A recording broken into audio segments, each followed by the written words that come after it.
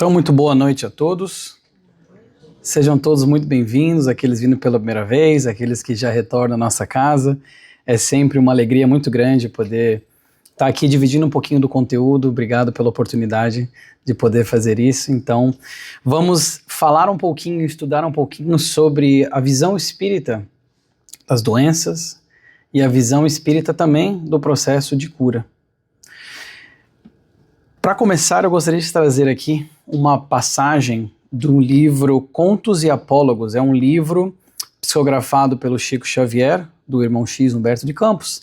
E nesse livro do Contos e Apólogos tem esse capítulo onde Jesus, ele conta que Jesus estava fazendo seus processos de cura, como ele costumava fazer, as curas que pareciam coisas completamente incríveis. E os apóstolos um dia resolveram colocar como se fosse uma tenda, montar como se fosse ali uma tenda para que as pessoas viessem até o mestre, recebessem então lá a preleção que ele geralmente fazia, as exortações que Jesus fazia, e então realizar a cura após as suas exortações. Só que aí um dia, Simão Pedro e Filipe chegaram para o mestre e falaram: mas mestre, é tão difícil nós focarmos na nossa saúde, nós levarmos nosso pensamento a Deus, ouvirmos tudo que você está falando quando o corpo está doente, quando a carne está adoecida, quando a dor comanda os nossos pensamentos, os nossos sentimentos, é tão difícil. E Filipe falou: eu concordo, será que nós não temos como curar todas as pessoas? Por que nós já não utilizamos então esse poder e já curamos todas as pessoas para que nós consigamos estabelecer o reino dos céus mais rapidamente, de uma forma que as pessoas não precisem ficar se preocupando com o corpo, com as dores, com as aflições e possam então fazer o trabalho do Pai? Diz o autor que Jesus então falou para eles: olha, então amanhã, quando as pessoas chegarem para serem curadas, nós realizaremos a cura, então realizarei a cura. E depois nós abordaremos elas então para falar do reino dos céus, para falar das alegrias do Pai. E diz o narrador que as pessoas então chegaram para serem curadas por Jesus, e Jesus sempre tinha uma preleção, ele sempre fazia uma exortação. Ele não era um drive-thru, a pessoa não chegava, pegava a cura e saía. Sempre tinha ali uma conversa, sempre tinha uma aula, uma lição. Nesse dia, as pessoas chegaram e então Jesus curou as pessoas. Assim que as pessoas eram curadas, então elas saíam da tenda, e aí os apóstolos, muito assim, com muita vontade de dividir aquilo que sabiam ser já as palavras tão preciosas do Mestre, chegavam para as pessoas. Simão Pedro, Filipe chegaram para as pessoas e falavam: vamos falar um pouquinho agora do reino dos céus, do verdadeiro reino que nós estamos tentando estabelecer para as pessoas que já estavam curadas.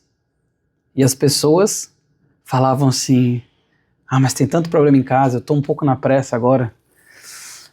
Eu tenho meus filhos, um deles está doente, eu tenho que voltar logo. O outro diz: o trabalho está me chamando, eu só dei uma saidinha rapidinho aqui para receber a cura e tudo mais. E foi um atrás do outro, os apóstolos foram ficando decepcionados com a falta de interesse das pessoas, uma vez que havia sido removido aquele empecilho, que era o quê? Que era a doença do corpo. E aí então, ao final de um dia de curas, Jesus sai e ele encontra então os 12 apóstolos e só ele. E aí ele vai falar então, em nome desse capítulo, é o bendito aguilhão. Aguilhão, como nós já trouxemos aqui, uma palavra que o Emmanuel e a Joana adoram muito, que é aquele instrumento pontiagudo usado para empurrar o gado para frente, quando o gado empaca na agricultura. O bendito aguilhão, o que seria o bendito aguilhão? Jesus então vai falar para eles o seguinte: Pedro, estuda a experiência e guarda a lição. Aliviemos a dor, mas não nos esqueçamos de que o sofrimento é criação do próprio homem, ajudando-o a esclarecer-se para a vida mais alta. A vida mais alta. Então o sofrimento aqui, Jesus estava falando para Pedro e para os outros apóstolos, é este instrumento, porque ele acaba sendo uma criação do próprio homem, mas ele é um instrumento que ajuda nesse esclarecimento tão importante para a vida mais alta. E o Espiritismo, felizmente, como Consolador prometido, vem nos trazer muita informação sobre as origens das aflições, sobre os sofrimentos, o porquê e as curas também. O processo de regeneração, não somente do corpo, não somente da mente, mas principalmente do espírito. Como estava passando uma mensagem aqui antes da palestra de hoje sobre Bezerra de Menezes, falando como o Espiritismo veio para clarear, para explicar de onde viemos, como estamos e para onde vamos. Aliás, o que somos, como estamos e para onde vamos. Então nós passamos a entender de fato, como ele fala ali, esclarecer-se para a vida mais alta, quer dizer que essa criação do próprio homem que ajuda o próprio homem a entender o que é, como está e para onde vai. E ele ainda fala assim: a carne enfermiça é remédio salvador para o espírito envenenado. Sem o bendito aguilhão, olha o nome do capítulo aí, sem o bendito aguilhão da enfermidade corporal, é quase impossível tanger o rebanho humano do lodaçal da terra para as culminâncias do paraíso. Ou seja, nós ainda, no estado que nós estamos, como espíritos em evolução, num planeta que é em evolução também, nós aprendemos que a partir do momento que nós vamos evoluindo, o espírito vai tendo muito mais influência sobre a matéria e a vida vai ficando mais espiritual e menos material, mas no momento que nós estamos ainda é uma vida muito material. Nós ainda precisamos desse instrumento aqui, ó, físico, e os sofrimentos que estão atrelados a esse instrumento físico também, para que nós consigamos evoluir da forma correta, da forma espiritual. E ele funciona como esse aguilhão, como esse instrumento que propele o indivíduo à frente. Quando a pessoa não está se demorando num certo progresso de alguma virtude, trabalhar algo que tem que trabalhar em si mesma, reparar alguma falta que tem que reparar, vem a carne enfermiça, como ele fala ali, como remédio, como esse aguilhão nos impulsionando para frente. E para quem ainda não viu as minhas palestras, eu gosto de colocar no canto superior direito a fonte do slide. Sempre recomendo as pessoas irem comprar os livros. Nós estamos tendo a feira do livro, recomendo passarem lá. Esse tem lá. Esse tem lá, aqui a informação importante, então toda a série. Recomendo sempre a leitura. No livro Jesus e Atualidade, a Joana de Ângeles, esse livro psicografado pelo nosso querido Divaldo, ela fala que a doença não é mais do que um sintoma de desarranjo do espírito. Em realidade dela, a doença, o portador. Vejamos que como as pessoas sábias falam muito com pouco. Como a Joana de Ângeles, com uma frase explica muito. Quando ela fala que a doença é esse sintoma de desarranjo. Um sintoma, do ponto de vista técnico, ele é um reflexo, ele não é uma causa. Ele é um reflexo do quê? Do desarranjo do espírito. Ele é o reflexo de um desarranjo, de um desequilíbrio, que é outra palavra que a Joana de Ângeles gosta muito também de utilizar. Aliás, a série psicológica dela inteira fala em vários pontos sobre essa questão do equilíbrio, que é uma coisa que traz a doença. Quando nós não temos equilíbrio, nós estamos e ficamos doentes. Então a cura muitas vezes passa por um reequilíbrio. E esse desarranjo, que é um sinônimo de desequilíbrio, é justamente o quê? A doença, esse sintoma desse espírito que está desarranjado, que está desequilibrado, que não está em harmonia, por um motivo ou por outro. Como a própria Joana, eu gosto sempre de falar isso, porque eu adoro essa definição dela de expiação, quando ela fala que nós expiamos, a expiação, no caso o processo expiatório, ele se dá quando nós estamos na nossa caminhada evolutiva, nós desviamos por algum motivo ou outro, nós desviamos daquele caminho, nós temos que reparar. E essa volta ao caminho é uma expiação, essa volta ao processo correto, a porta estreita é uma expiação, é uma definição muito bonita que ela traz. E essa volta ao caminho, esse reequilíbrio, é muitas vezes o processo da cura de uma doença. A mesma Joana de Ângeles, agora no livro Plenitude, ela vai nos falar que o sofrimento é via de redenção espiritual, em face do incompleto desenvolvimento moral do indivíduo. Olha só, é via de redenção, um caminho de redenção espiritual por conta do desenvolvimento moral ainda incompleto do indivíduo. E nós somos ainda moralmente atrasados perante aquilo que nós um dia seremos. Então esse sofrimento, essa aflição, essa doença que nos acomete, muitas vezes é o quê? Esse faz parte desse caminho de redenção espiritual em face do incompleto desenvolvimento moral que nós ainda temos. E ela vai dizer, opção pessoal é roteiro destituído de qualquer ação punitiva, educando ou reeducando por através dos mesmos mecanismos, graças aos quais houve comprometimento, desvio de rota, desrespeito às leis da vida. Olha quanta coisa em um parágrafo. A Joana aqui alude a essa questão da justiça divina também. Ela fala destituído de qualquer ação punitiva. Já não existe mais, através do Espiritismo, nós temos a noção de que não existe mais essa questão do castigo eterno, que nós acreditamos por talvez em tantas reencarnações pregressas, por tanto tempo.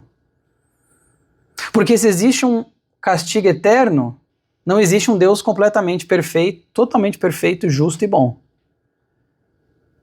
Porque se um Deus que é perfeito, justo, aliás, supremo em todas as suas perfeições, justo e bom, não tem como ele castigar um ser pela eternidade por um erro que veio muito mais de ignorância. Onde é que está a justiça nisso? Que pai ou mãe castigaria o seu filho de 5 anos? Eu tenho um filho de 5 anos. Eternamente por um erro, deixaria ela de castigo eternamente por um erro que ela fez? Não existe. Então ela fala que esse sofrimento, olha só que interessante para nós entendermos, ele é esse roteiro destituído de uma ação punitiva, educando ou reeducando por através dos mesmos mecanismos. São as leis perfeitas de Deus. Nós somos educados e reeducados através dos mesmos mecanismos. A expiação, novamente, essa palavra que nós tanto ouvimos nas palestras espíritas. A expiação, que é esse processo de reeducação. Graças aos quais houve comprometimento, desvio de rota, desrespeito às leis da vida. Então esse sofrimento, muitas vezes, a doença, o sofrimento, ele vem quando há um desrespeito, há uma quebra do equilíbrio. Isso pode ser visto até numa questão física, muito fácil da gente entender. Quando nós comemos demais, o corpo fala legal? Não, o corpo dói. Existem reações que o nosso corpo tem. Quando nós ficamos 2 noites sem dormir, como é que fica o humor no dia seguinte ou nos dias seguintes? Como é que fica a concentração? Como é que fica o estado mental? Não existe segredo. Se nós quebramos um equilíbrio, se nós estamos forçando o limite, haverá uma consequência. Assim também para as coisas espirituais. Em se tratando da cura, a Joana de Ângela traz 2 pontos muito interessantes, 2 elementos eu quis trazer aqui como se fossem 2 pilares, que são duas colunas, vamos dizer assim, que estão diretamente ligadas com a cura. Ela fala de que Jesus, quando as pessoas vinham querer ser curadas, Jesus fazia as suas exortações, mas ele normalmente fazia algumas perguntas parecidas para as pessoas. Tu crês que eu posso te curar? Às vezes ele falava isso. E aí nós vemos esses pilares que a Joana de Ângela nos traz. O primeiro é o querer. O querer. Que a Joana de Ângeles também vai nos falar que esse querer passa por uma vontade, é uma ação, é uma decisão que a pessoa tem de querer buscar a cura, de querer buscar a reparação de um mal cometido. Esse querer, então, é uma decisão. E o outro pilar é o crer. Tu crês que eu posso te curar? Vejamos então quantos exemplos através dos evangelhos, dos apóstolos, quantos exemplos nós temos na literatura espírita, onde nós vemos esses 2 pilares num processo de reparação, num processo de cura. Talvez um dos exemplos mais emblemáticos, eu diria. Aquela moça hemorroísa que encostou na veste do Cristo. E ele olha, alguém me tocou. E os apóstolos, mestre, tá todo mundo passando a mão em você aqui, encostando em você. Ele, não, alguém me tocou. E ela não tocou nem nele, mas vejamos que o querer dela foi a ação que ela teve de ir até lá buscar o mestre, de se enfiar no meio da multidão para tentar fazer aquilo que ela tanto queria, tocar o mestre para ser curada após 12 anos sofrendo com sangramentos contínuos. Era o querer, mas sem o segundo pilar não existiria, o crer. Ela tinha fé, e ela tinha tanta fé que o mestre sentiu, perante todos aqueles que tocavam nele, ele sentiu uma pessoa que tocou na sua veste e foi curada, porque ela possuía os dois pilares, ela possuía o querer e o crer. E por aí vai. São vários exemplos através da história do nosso mestre, tão curta, de ali 3 aninhos só de apostolado aqui no planeta Terra, onde nós vemos tantos exemplos de pessoas que queriam e que criam. Nós vemos exemplos também de pessoas que queriam, que fizeram até o esforço, mas não acreditavam. E isso é importante para que nós tenhamos em mente quando nós estamos falando de doença, de sofrimento e também do processo de cura. Será mesmo que eu estou querendo? Será que eu estou fazendo as ações necessárias para esse restabelecimento da minha saúde? E eu vou colocar saúde com S maiúsculo, porque nós estamos falando não só da física. Será mesmo que eu acredito? E trazendo para um ponto até bem simplista, para nós entendermos esses dois pilares, se nós estamos com uma dor de cabeça, por exemplo, a gente vai lá, pode, né, tá muito forte, vai lá e pega um Tilenol, por exemplo, e toma. O querer me fez ir lá, eu quero que essa dor de cabeça passe, fui lá e peguei o remédio. Mas se eu acreditasse que aquele medicamento não ia tirar minha dor de cabeça, eu não ia tomar. Então assim, de um ponto de vista bem simplista, bem básico, até num gesto simples como esse, nós temos o querer ser curado e acreditar que aquele remédio vai me curar. Porque se eu não acreditasse, por que eu vou lá tomar? Eu não vou. E aí nós temos um outro caso sensacional também, que é o caso do paralítico, em que Jesus estava fazendo as suas curas em Jerusalém, na piscina de Betsaida, e era um local em que as pessoas vinham e elas, a maré, assim, era um local que era conhecido pelas curas milagrosas, mas através das águas. Então quando a maré subia, as pessoas se banhavam naquelas águas, eram curadas das suas, muitas eram curadas das suas doenças. Vejamos o slide anterior, o crer e o querer, como elas estavam sendo banhadas pela água e estavam sendo curadas. Olha que força do crer e do querer. E Jesus estava naquele momento nas águas, ali naquele local onde as pessoas estavam enfermas e buscando cura. Um deles então era o Natanael, que pediu aos amigos, por favor me desce lá, eu preciso ser curado por essa pessoa, que eu ouvi dizer que faz essas curas milagrosas. Ele era paralítico, né? Eles falam em inglês paralyzed, mas ele era paralítico. E aí então Natanael desce ali com a ajuda dos amigos, fazem uma maca ali para ele, uma coisa bem rústica, conseguem descer ali e Jesus vai então falar com ele. Jesus faz aquelas exortações de sempre, mas aí nós temos isso aqui nesse livro maravilhoso da Amélia Rodrigues, Primícias do Reino. Aliás, todos da Amélia são maravilhosos, mas esse aqui é um livro sensacional. Quando Jesus vê aquele paralítico, ele fala assim: Natanael ben Elias, crês que eu posso te curar? Aquela pergunta que eu já mencionei, que ele fazia. Crês que eu posso te curar? Ben Elias, Ben é uma palavra que dizia que é o pai, filho de. Então Natanael, filho de Elias. Você crê que eu posso te curar? E o Natanael então fala: sim, Senhor, eu creio. Aí passa um tempinho, ali alguns segundos, a gente imagina, ele fala: Senhor, me conheces? Se a gente já imaginou chegar para Jesus Cristo, ele falar o seu nome, ele falou sim, eu creio, mas aí ele parou e falou: peraí, me conheces, mestre? E eu acho essa passagem linda, porque Jesus fala para ele assim: sim, eu te conheço desde sempre, sou o bom pastor, que conhece todas as ovelhas que o Pai me confiou. É linda essa passagem, porque Jesus sabia do que ia no íntimo de cada ser que passava no seu caminho. Ele é o bom pastor com P maiúsculo, que conhece todas as ovelhas, até as desgarradas, que o Pai confiou.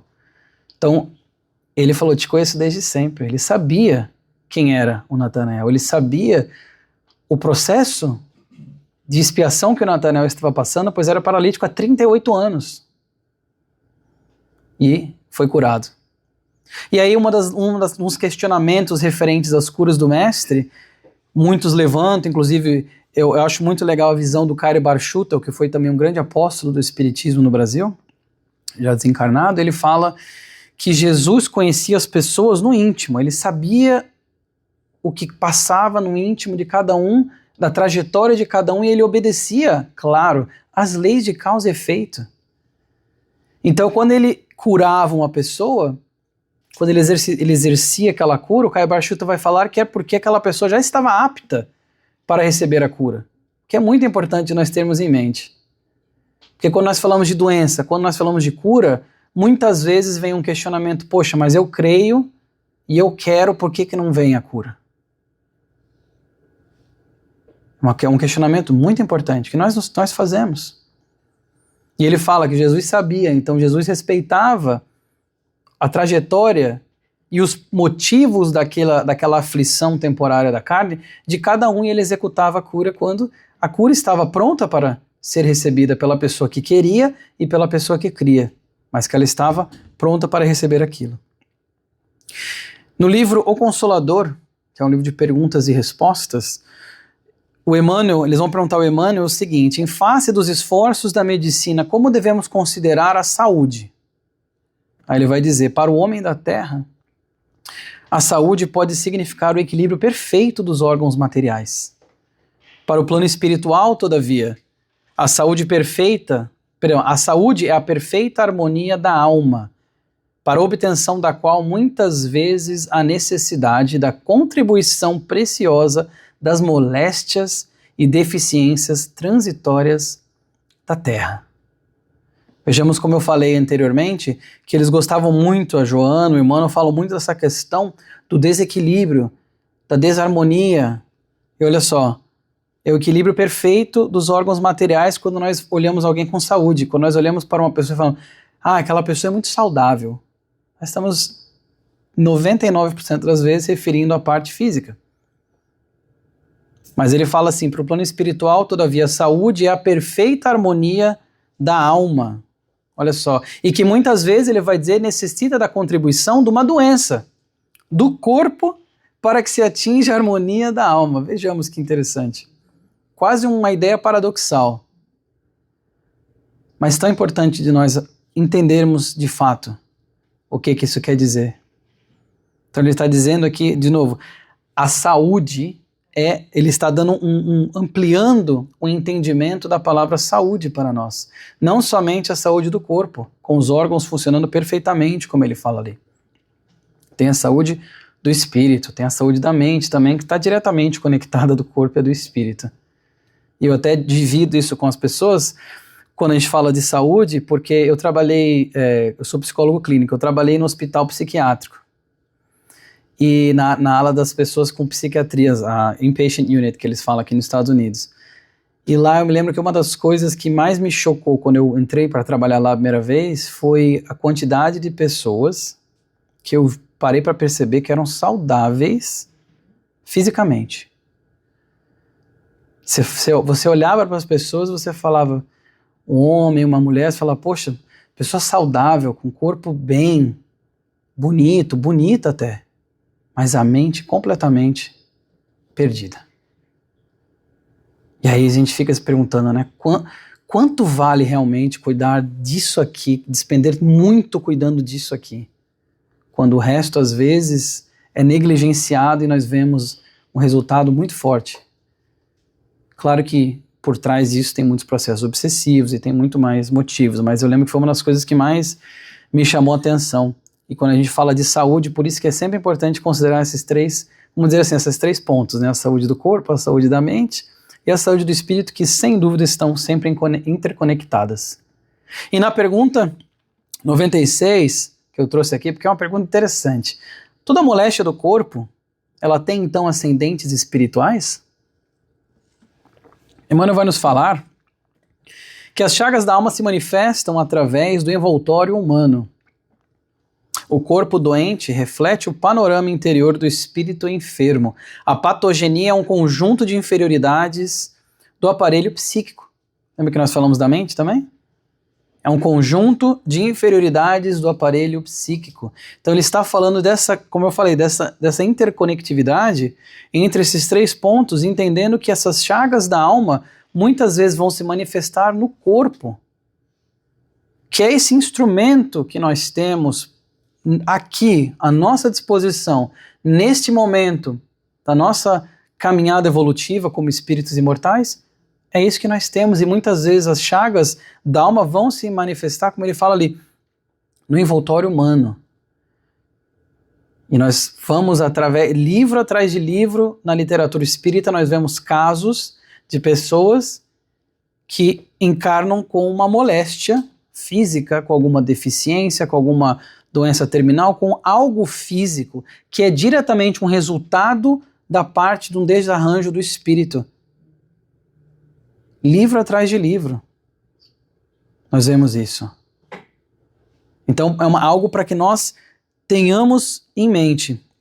E as doenças incuráveis? Porque eu simplifiquei essa pergunta, porque eles vão dizer, não caberia então aos espíritos superiores trazerem a cura de tudo, da lepra, eles falam da lepra, eles falam de outras doenças, que inclusive em 1940 e pouco, quando foi escrito o livro, hoje em dia já tem, né, cura. Mas eles falam essas doenças incuráveis, eles falam do câncer também. Poxa, mas não dá para os espíritos superiores virem e já dar todas essas respostas, olha quanta gente sofrendo. E aí nós nos perguntamos se não é mais ou menos o que aconteceu naquela tenda lá com o Simão Pedro e com o Filipe, quando falaram para Jesus, vamos tirar todas as doenças e as moléstias das pessoas, fica mais fácil. Sem entender que essas moléstias, essas doenças, muitas vezes visitam porque elas têm que vir e é um reflexo daquilo que nós fizemos com o nosso livre-arbítrio. Então é algo que nós estamos tendo resultado, às vezes agora, nessa encarnação, de algo que nós fizemos anteriormente. Às vezes também pode ser uma prova. Nós falamos muito de expiação. Às vezes pode ser também uma prova, porque a pessoa que vem às vezes com uma doença, com uma enfermidade, com alguma moléstia, com alguma deficiência, às vezes também é uma prova para adquirir virtudes tais quais a humildade, para ligar menos para a questão da vaidade, para ligar menos para a questão do orgulho, do egoísmo, para trabalhar às vezes a virtude da paciência, porque se tem uma coisa que a doença ensina é a paciência, ou tenta ensinar. Que segundo a Meimei é a virtude mais difícil de todas de adquirir, a paciência. Ela Amen. Ela tem bem rapidinho, uma mensagem muito legal no livro Escultores de Alma, Meimei, psicografado pelo Chico Xavier, chamado O Tesouro Mais Difícil, mensagem número 4. E ela conta o caso real de um espírito que queria adquirir as virtudes, pediu para Deus, então, ser concedido a oportunidade de adquirir a benevolência. Ele encarnou com muito dinheiro e ele queria adquirir a benevolência de distribuir seu dinheiro todo, seus recursos, e conseguiu. Aí ele desencarnou, chegou no plano espiritual, planejou a próxima reencarnação, queria adquirir então a humildade e o desprendimento. Veio extremamente pobre e conseguiu ter uma vida feliz, conseguiu realizar todos os seus objetivos, desencarnou, reencarnou novamente, pedindo para ter um poder de oratória, para poder dividir com as pessoas a palavra de Deus. Reencarnou como um exímio orador. Conseguiu trazer muitas pessoas para o rebanho de luz do Mestre. Desencarnou, voltou para lá, falou, agora eu quero adquirir quero fazer o bom uso da autoridade. Encarnou numa família, se tornou excelente juiz, foi justo, ajudou muitas pessoas. Desencarnou, voltou, falou, agora eu quero adquirir a paciência. Ele encarnou, e encarnou, e encarnou, e a Meimei fala que ele está há 800 anos e não adquiriu a paciência.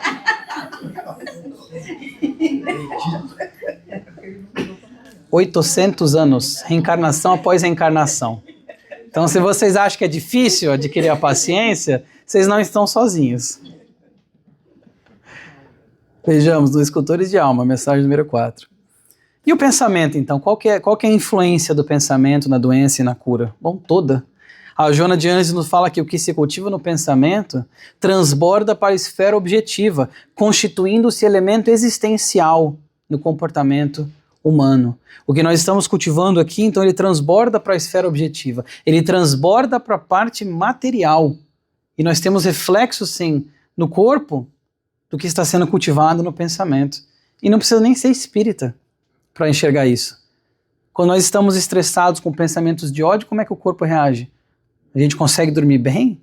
A comida digere facilmente? A concentração é a mesma? Então é diretamente relacionado à questão do pensamento. E ela fala que o pensamento é fonte geradora e dínamo condutor de vida, com V maiúsculo, para a vida, com V minúsculo. A energia encontra-se presente em tudo, aguardando que o pensamento a comande, a direcione. No que tange aos sofrimentos, na sua multiface, a ação mental é relevante. Inclusive, não só quando nós estamos encarnados, mas também desencarnados, que aí nós somos, nosso pensamento às vezes adquire potencialidades que aqui nós temos dificuldades por conta da barreira da matéria. Mas nós vemos de novo, nos livros do André Luiz, por exemplo, como o pensamento tem toda essa força até mesmo de alterar o perispírito daquele desencarnado que fica às vezes séculos sofrendo por conta de estar aprisionado no próprio pensamento, num processo de auto-obsessão. Isso é uma outra palestra. A cura, então, nós vemos que é o quê? O indivíduo deve concentrar-se numa visão saudável, projetando-se no tempo em condições de equilíbrio, ver-se recuperado, assumindo responsabilidades e desenvolvendo as atividades que pretende encetar. Então ela fala para o indivíduo o quê? Ter essa visualização da saúde. A visualização daquela enfermidade não estar mais com a pessoa, para que ela visualize o que? Recuperada. O que eu vou estar fazendo uma hora que eu não estiver mais com esse problema? E começar a manipular o nosso próprio pensamento, trabalhar o nosso próprio campo interior para aquela visão, para que aquilo, porque o nosso pensamento tem muita força. Tem uma capacidade incrível de construir e de destruir. Então ela nos convida a que nós construamos então algo muito bom. Essa projeção mental reestrutura os mecanismos do perispírito afetado, recompondo-lhe o campo de que resultam os efeitos em forma de saúde, de harmonia e de entusiasmo. Então ela fala como essa projeção mental vai reestruturar os mecanismos do perispírito afetado, que tem um reflexo direto no corpo. Espírito, perispírito, corpo. Nós temos o perispírito afeta diretamente também. Como que está sendo essa projeção no corpo. Ela vai dizer também que a sintonia mental do paciente com a causalidade, C maiúsculo, se torna imprescindível para a recuperação da saúde. Para que nós consigamos readquirir então esse equilíbrio, ela fala que nós temos que ter o quê? Essa sintonia mental com Deus. A causalidade com C maiúsculo é Deus, o poder supremo, nosso Pai maior. O cultivo das ideias positivas favorece a identificação com as faixas vibratórias mais elevadas, produzindo a sintonia necessária com o poder supremo. Aí eu coloquei ali, vide a oração. Se a oração não é exatamente isso, nós fazemos elevar a nossa vibração mental e nós nos conectamos então com os benfeitores espirituais. Quando nós fazemos uma oração em favor da saúde nossa ou de outrem, nós estamos conectando com os benfeitores espirituais através da elevação do nosso pensamento. Por isso que nós desligamos a luz, fazemos uma coisa para relaxar um pouco os olhos, a mente, para que nós atinjamos ali um momento mais elevado do nosso pensamento, todos com o pensamento em Deus.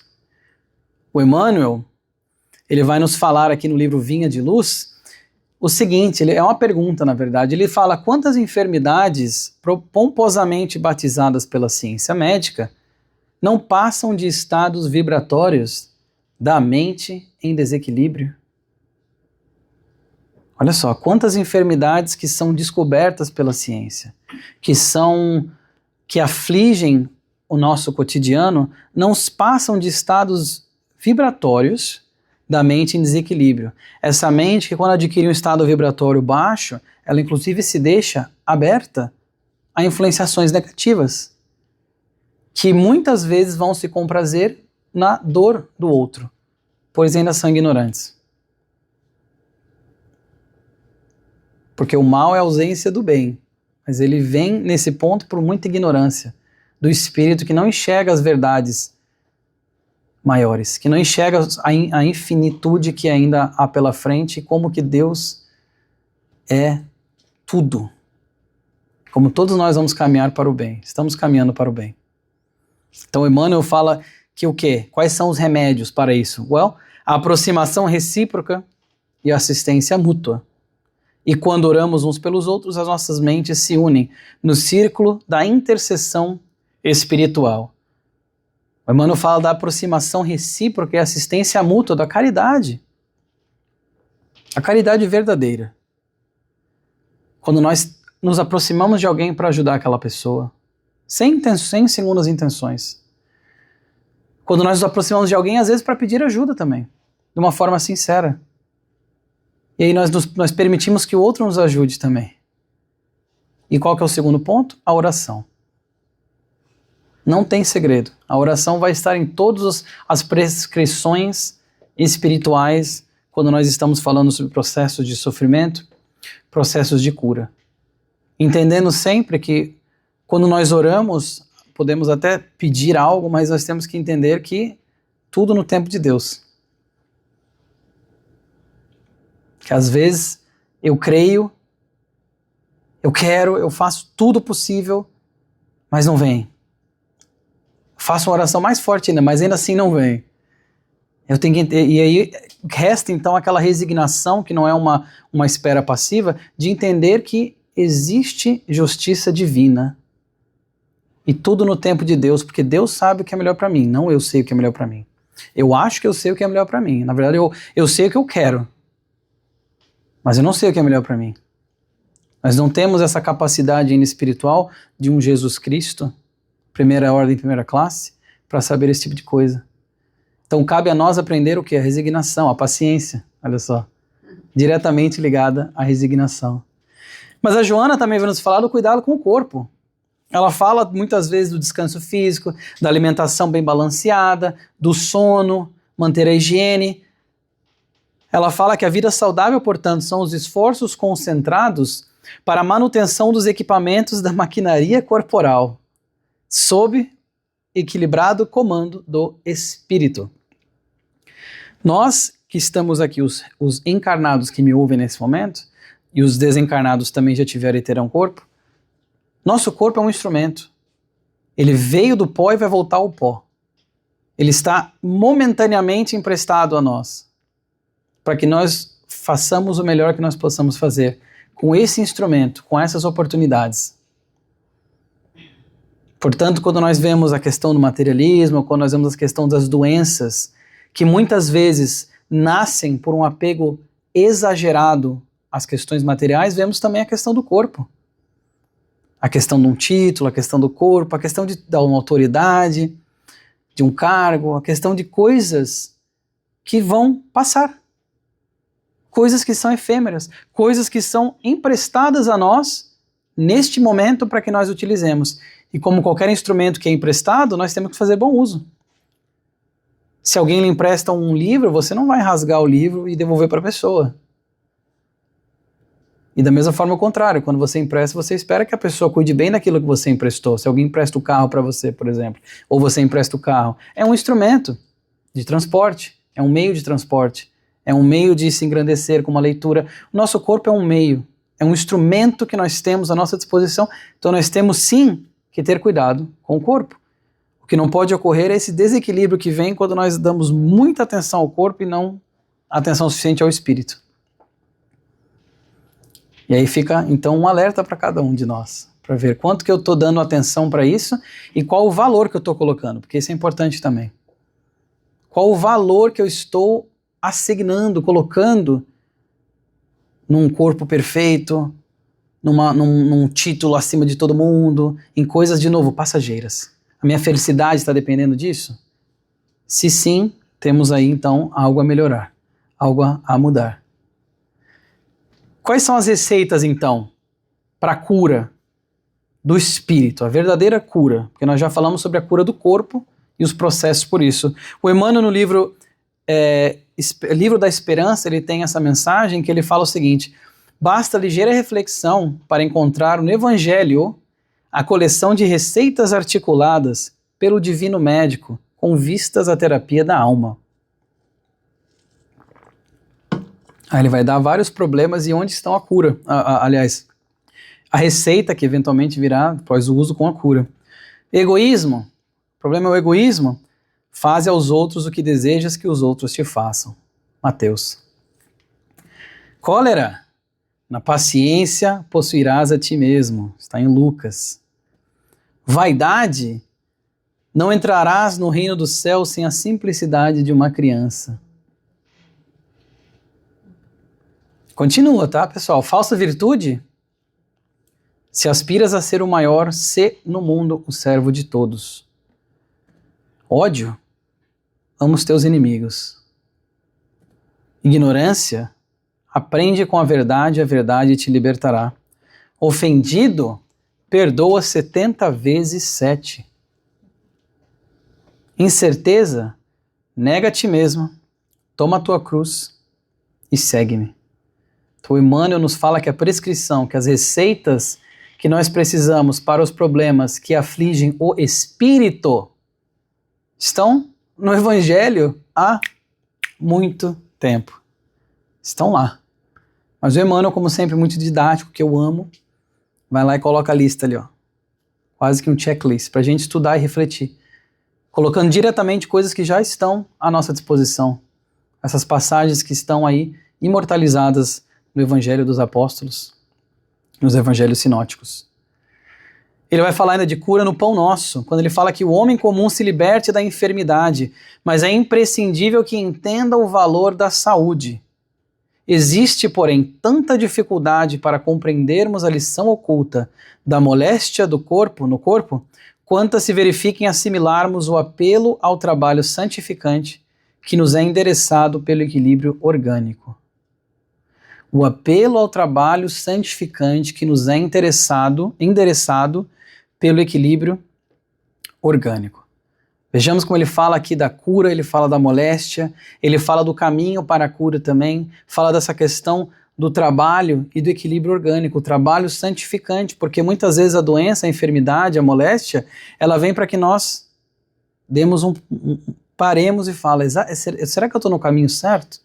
Será que essa moléstia, essa aflição não está querendo me dizer que eu desviei do caminho, que eu tenho que voltar ou que eu tenho que melhorar?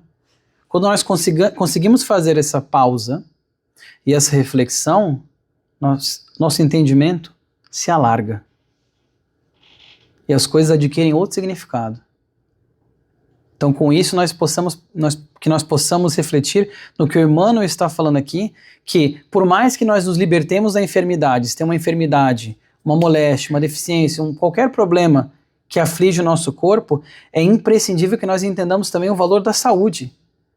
Para que nós demos valor também à saúde. Porque uma vez que nós ficamos doentes, a gente pensa, poxa, como é ruim ficar doente. Isso a gente está falando de uma doença qualquer, uma gripe forte. Quando nós ficamos doentes, a gente passa, poxa, como é ruim isso.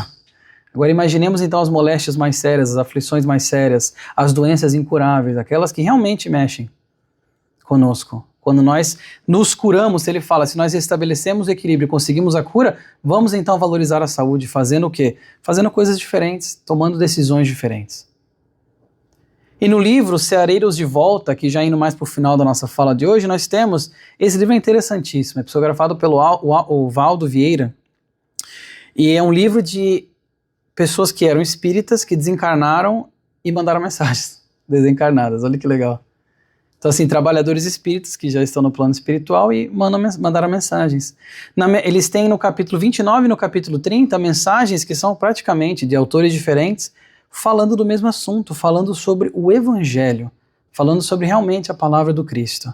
Apliquemos o Evangelho para os outros e para nós. A divina farmácia, valiosa e gratuita, cujos remédios jamais oferecem o perigo da contraindicação, endereçados a campo extenso de distúrbios, apresentando fórmula real e honesta, de uso fácil e preço ao alcance de todos. Que mensagem legal! Farmácia de Deus, a farmácia divina, onde todos nós temos acesso, não tem contraindicação, a fórmula é real, o custo é zero e atua onde? Num campo extenso de distúrbios.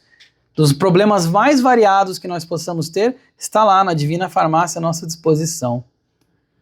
Eles ainda vão mais além, comentando como que muitas vezes eles vão dando exemplos daí das coisas da terra. Então eles falam, por exemplo, como os remédios ansiolíticos, por exemplo, reduzem a ansiedade, mas o perdão e a consciência tranquila superam qualquer ansiolítico. E eles vão dando vários exemplos assim, da água fluidificada, que a oração no lar muitas vezes vai substituir a melhor sessão de psicoanálise.